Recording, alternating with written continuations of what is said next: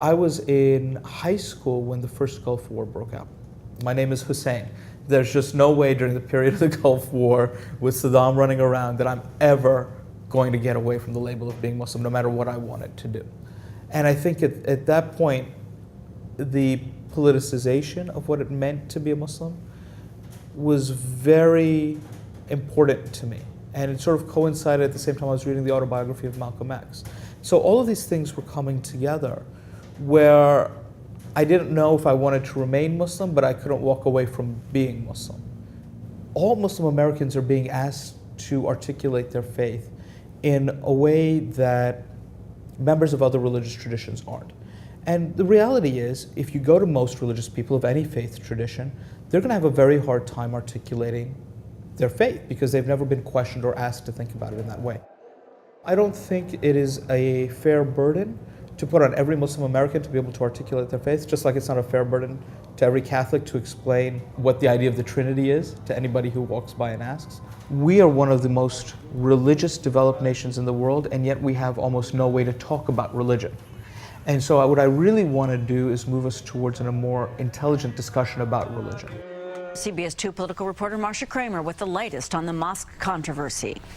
Over the past few weeks, Governor Patterson has embarked on an intense campaign to get developers of the so-called Ground Zero Mosque to find another location. I think that Governor Patterson is firmly in the percentage of the American population that admits it knows very little or nothing about Islam.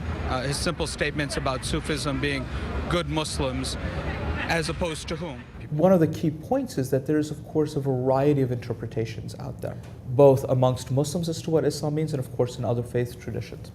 And so the more people we have out there talking intelligently and expressing a diversity of opinion, I think the easier all of our jobs become collectively. With that, we want you to listen to something quickly for us, if you can, Assemblyman. This is a sound from Hussein Rashid. He is a professor at Hofstra University and a member of the Muslim Advocacy Group. Take a listen to what he said. I think Assemblyman Hyken's statement is a bit misguided. He wants to profile Muslims of South Asian and Arab origin, yet we know that this particular attempted bomber was from Nigeria, so he's neither Arab nor South Asian. When I start talking to people and trying to get them to think beyond their comfort zone, I think that part of it is working with the media narrative about religion and Islam. We talk about the role of women in Muslim-majority countries. And yes, awful things happen to women in Muslim-majority countries, and I'm not going to deny that. And I think that gives them a sense of comfort.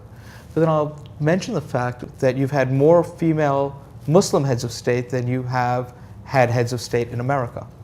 And at the same time, awful things are happening to women in Muslim-majority countries.